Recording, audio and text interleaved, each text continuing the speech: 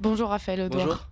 Alors, il y a 2 semaines, le Canada élisait son Premier ministre. Est-ce que vous pouvez nous dire quelle est la situation politique dans ce pays? Le Canada est dominé depuis longtemps par deux grands partis, un grand parti de centre-droit, le Parti conservateur, et un grand parti de centre-gauche, le Parti libéral. Ce dernier était au pouvoir via son Premier ministre, le président du parti et Premier ministre Justin Trudeau, qui avait remporté les élections en 2015. Mais ces dernières années, on avait vu une baisse de popularité importante de Justin Trudeau, qui a dû être remplacé quelques mois avant les élections en tant que Premier ministre du Canada et en tant que leader du Parti libéral, Mark Carney, qui est un économiste, banquier et haut fonctionnaire, qui a travaillé pour Goldman Sachs et qui était gouverneur de la Banque du Canada, puis de la Banque d'Angleterre. Et donc les derniers mois de la campagne, il y a eu une remontée très importante des libéraux dans les sondages, avec justement l'arrivée de ce nouveau leader du centre-gauche. Et quels ont été les résultats des élections? Alors, surprise de tous, les libéraux ont remporté les élections, j'ai dit une surprise, puisque pendant des mois et des années même, on avait vu un effondrement du Parti libéral. Quelques mois avant les élections, on avait parfois jusqu'à 20 points d'écart entre le Parti libéral et le Parti conservateur. Mais finalement, les libéraux ont remporté une victoire très serrée face aux conservateurs. D'ailleurs, on a vu aussi un effondrement des autres partis politiques, à la fois le Parti de gauche radical, le nouveau Parti démocrate, et le Parti de droite populiste, le Parti populaire, sont effondrés, notamment à cause du vote utile, à gauche pour les libéraux et à droite pour les conservateurs. En fait, il n'y a que les nationalistes québécois qui ont survécu un peu à cette élection, à part les deux grands partis.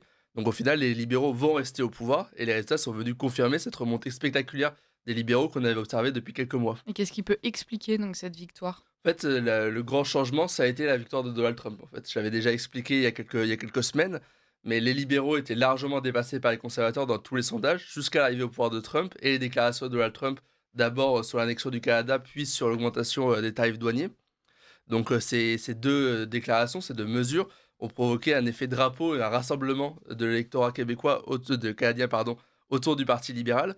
Il faut bien se rappeler qu'aujourd'hui, au Canada, le nationalisme est plutôt associé à la gauche, en fait, contrairement à d'autres pays. C'est vraiment la gauche canadienne qui incarne le nationalisme, canadien.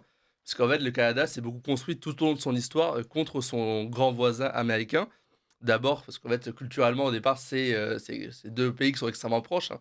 C'est les anciennes colonies anglaises et pendant longtemps, l'identité du Canada, ça a été justement de se construire contre les États-Unis, comme étant justement les colonies anglaises fidèles à la couronne contre les États-Unis qui s'étaient détachés de l'Angleterre.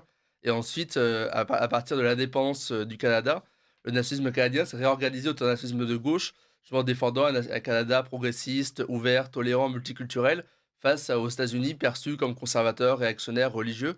Donc en fait, on voit aujourd'hui au Canada que plus les personnes se revendiquent de gauche, plus ils ont tendance à se dire patriotes ou nationalistes canadiens. Et du coup, les déclarations de Donald Trump sont venues en fait renforcer ce sentiment d'appartenance canadien de gauche. Et du coup, il y a un rassemblement du peuple canadien autour du Parti libéral qui est apparu comme le défenseur de la souveraineté canadienne contre les déclarations de Donald Trump. Et la victoire des libéraux est donc une conséquence de la victoire de Donald Trump aux Oui, c'est États-Unis. ça qui est assez intéressant en ce moment, c'est qu'on voit en fait l'importance extrême des débats très polarisés aux États-Unis, dans tout le bloc occidental en fait. C'est-à-dire que dans de plus en plus de pays européens et occidentaux, les déclarations de Donald Trump font les titres des journaux, tout le monde débat autour des déclarations de Donald Trump, et beaucoup de gens se positionnent par rapport aussi au président américain. On a d'ailleurs vu ce phénomène au Canada, mais on l'a vu aussi en Australie, puisque le 3 mai dernier, il y avait aussi des élections législatives en Australie. Et là aussi, en fait, les travaillistes au pouvoir depuis des années étaient donnés perdants pendant longtemps, et les déclarations de Donald Trump sur l'augmentation des tarifs douaniers ont provoqué un basculement dans les sondages. Et finalement, les travaillistes, donc la gauche, l'ont emporté face aux conservateurs, alors même qu'ils étaient donnés perdants depuis des mois. En fait. Donc on a vraiment vu aussi bien au Canada qu'en Australie que en fait, la gauche qui était donnée perdante a vu un regain de popularité suite à la victoire de Donald Trump et à ses déclarations. Et quels sont les enseignements qu'on peut tirer de cette victoire? Quelles en seront les conséquences? Alors déjà pour le Canada, on voit que la victoire de la gauche au Canada va renforcer les tensions entre Canada et États-Unis. Le Canada se situe clairement maintenant, on va dire, dans ce forme de bloc européen anti-Donald Trump qui est en train de se former. On voit que les pays occidentaux sont en train de se diviser entre d'un côté des pays plutôt favorables aux États-Unis de Donald Trump. On peut penser à la Hongrie de Viktor Orban, on peut penser aussi à l'Italie de Meloni. Et en face de ça, on a aussi un bloc anti-Trump qui est en train de se constituer dans le monde occidental, composé notamment des pays européens, la France et le Royaume-Uni en tête, et maintenant aussi de pays comme le Canada.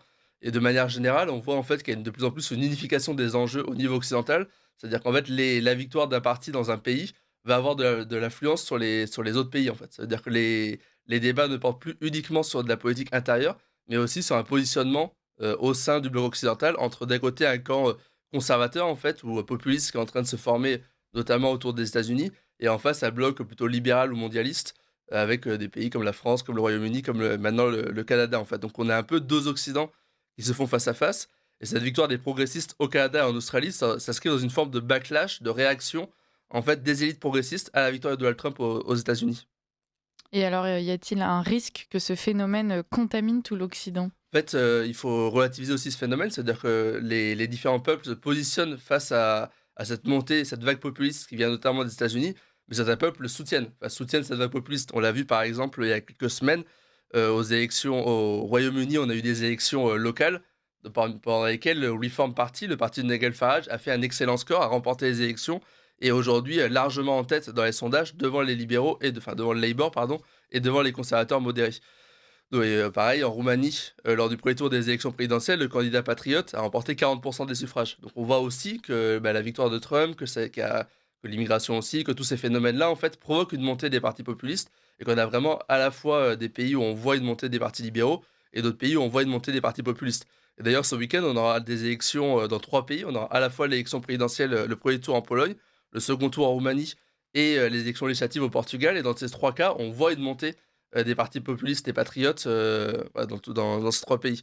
Donc partout en Europe et dans le monde occidental, on voit surtout en fait un clivage qui est en train de se former entre d'un côté, des partis, populistes et patriotes et en face des partis plutôt élitistes, libéraux et mondialistes. Et on espère que la France se situera du bon côté. J'espère aussi. Merci beaucoup, Raphaël Merci à vous. Daudoir.